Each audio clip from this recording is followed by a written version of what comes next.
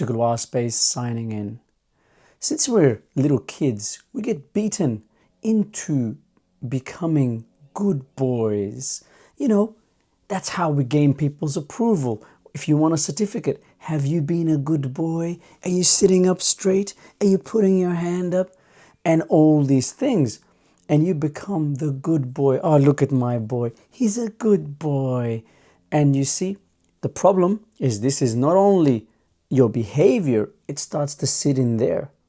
And when that happens, all your behaviors become about approval. All your behaviors become about fitting in. All your behaviors are you going, hey, have I just been a good boy? Can you give me some form of certificate to showcase for my good boy? And when you internalize this, you become very obedient. You're very malleable. Sit, stand. Oh, no. Sit again. No. Stand. That becomes you.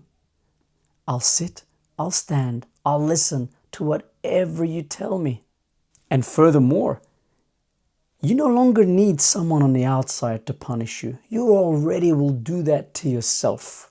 Because this good boy is a standard that isn't really natural to you. Some things, yes, we need to know how to behave in society. We need to know how to behave, in different scenarios. But the problem with this is when you don't know how to switch off the good boy. We start getting told, oh, you can have these thoughts, but these thoughts are not good.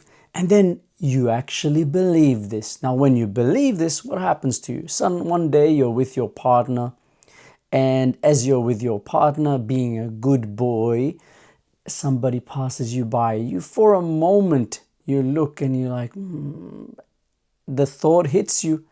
There's another sexy lady, not just your partner. There's another one. Or there's another good-looking man, not just your partner.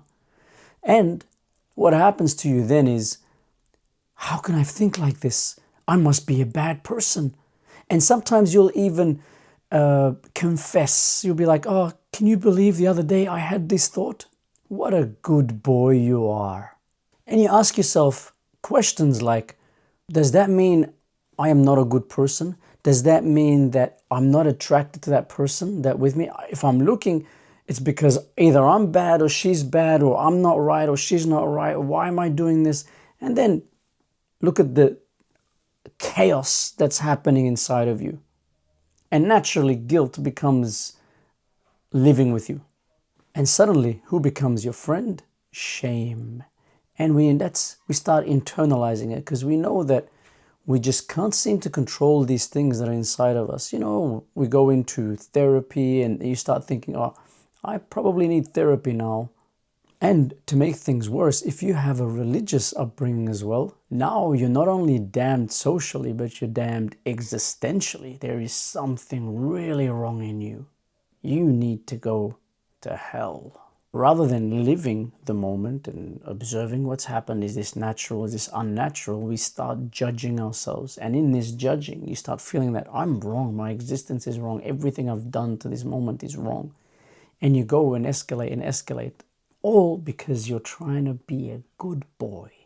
And let's face it, why are you trying to be this good boy? Because you don't want to go to hell. You don't want to be isolated. You don't want to be hated. So naturally, you want to do this. You want to be loved. You want to be accepted. You want to be successful. But there's a big issue with these things. And that is we don't know how to switch off. Sometimes you just need to switch off. The good boy. What's a good person? And here we'll go over, there's a good person and a good boy. Good boy is the obedient one. Can't think for himself, He just, what it's been told, that's what he'll do. And the source of all this, if we go back to it, it's fear. We're afraid of it. We're afraid of not being the good boy. And the problem is when you're a good boy, people don't like you because you're good.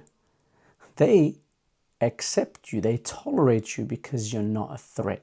You're around there, they know you're harmless. You're tame, you're very tame.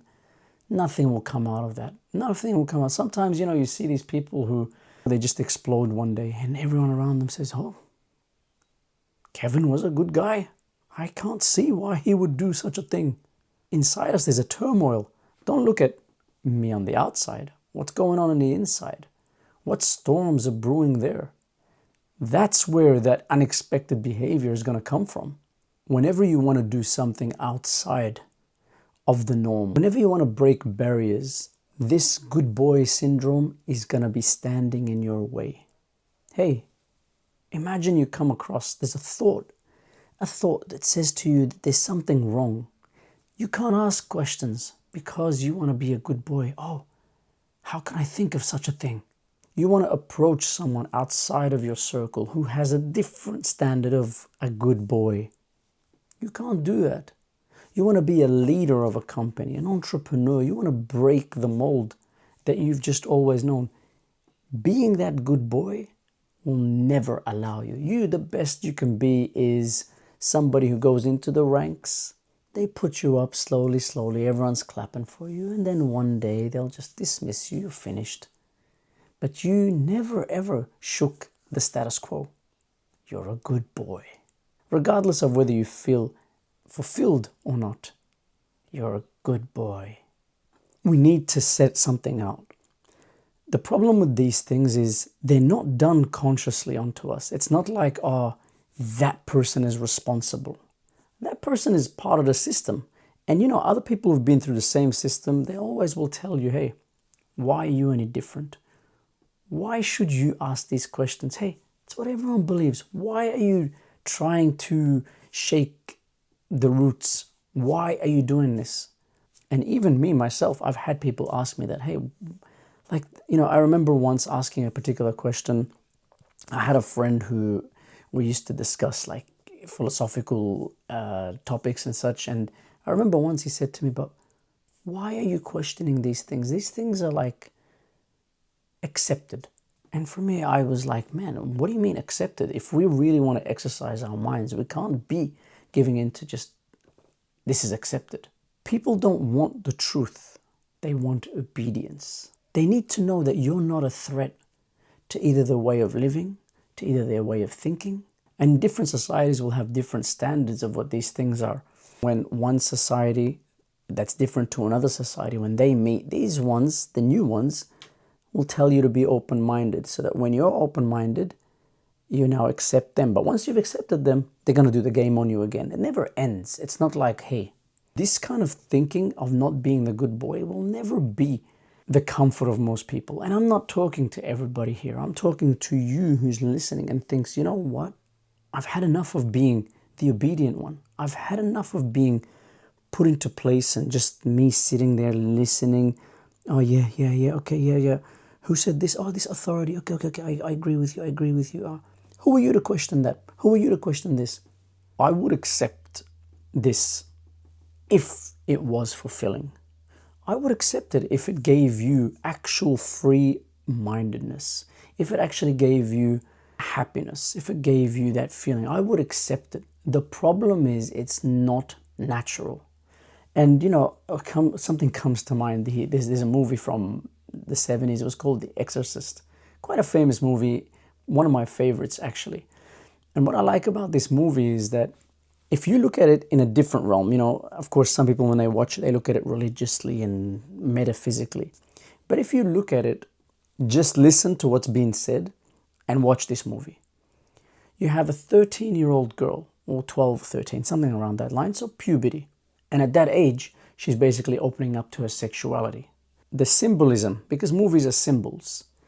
This girl opens up to that age, opens up to that sexuality in her, and then everybody's just trying to tell her to be quiet. Everyone's telling her, hey, sit down, shut up. This is what you need to have instead of that. Instead of your sexuality, you need to take our morals, you need to take our standards. And this person's becoming more devilish. Funny enough, in the movie, there's two clergy who are looking after her, one older, one younger. The older one, for him, sexuality is not that important anymore. The younger one is still battling with it. And so whenever he talks to the devil, what's happening is the devil kind of appeals to him through these things. Now, if you think about it, what does this all mean? The young child it's got repressions, and the sexuality just wants to express itself, and everyone's containing it. Now, the younger priest What he's going through hey, I've still got some of that, but I need to also battle it down. Now, because he's still got it and it's a bit more powerful in him than the older man, it still causes him issues. And you see, this is the way we are living when we are trying to be good boys. When you're trying to be all tamed, we're not identifying that these energies are within us all. And then ultimately, as you get older, you start thinking, hey, and this thought comes to most people, and it's, I've played by the rules all my life.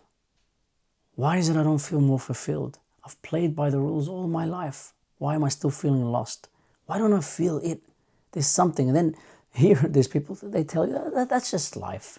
Life's meant to suck. Life's meant to be like this. This is what you're feeling, that's life. And here my question is that life? Or is that the bullshit you've put in my mind? When you're living and you're not allowed to live. Now, how do I get out of the good boy syndrome? If you got that. You know what? You need to see what is you and what's the programming. You need to see, hey, did this come from me? Did this arise in me? Am I, what I'm feeling, is it natural? Man, go research. Research. Is it normal for a man to feel like this? Is it normal for a woman to feel like this? Are there hormonal effects? Are there, what is it? Find out about, be curious about you. When you're curious about you, you have the potential to find out more and then see, hey, what I'm feeling, even other people from other races, other countries, they all feel the same way. And then here, once you see, hey, actually what I felt is quite normal, don't fight it anymore. Know where to place it. Know where it's useful, where it's not useful. Being tamed has got a place. Being a good boy has got its place. Yeah, we want kids to behave in class. Yeah, we want adults to behave in social settings. Yeah, we want that. But think about it. Imagine you're in a park and you're an older person. And as an older person, there's things you should do, things you shouldn't do. But now, and when I say shouldn't, it depends on the society. In some societies, if you're an adult, you shouldn't be playing. You shouldn't be getting onto a slide and swing. And you shouldn't be doing that. That's not your age. But here, let's just say you've walked, you're in a park, there's no one there, just you. That child in you, that wants to be free. Getting onto the swing, swinging a little bit. Getting onto the slide and just feeling, that flow of gravity. Running the field, hey, rolling down a hill. If your joints let you, because you haven't done it for so long, you might get real tired, you might even get injured. But hey, that playfulness, that allow yourself to think beyond what's there. Allow yourself to open up. That part, that's how you're going to get out of good boy syndrome. And you know what? We've said it before. Nobody likes a good boy. They just better tolerated. They just tolerated. Yeah, keep the status quo. He's safe. He's safe to be around. That's all. And when I say safe, I don't mean criminal kind of safe. They're safe. They won't infiltrate your thinking. They won't unsettle what everybody's programmed you.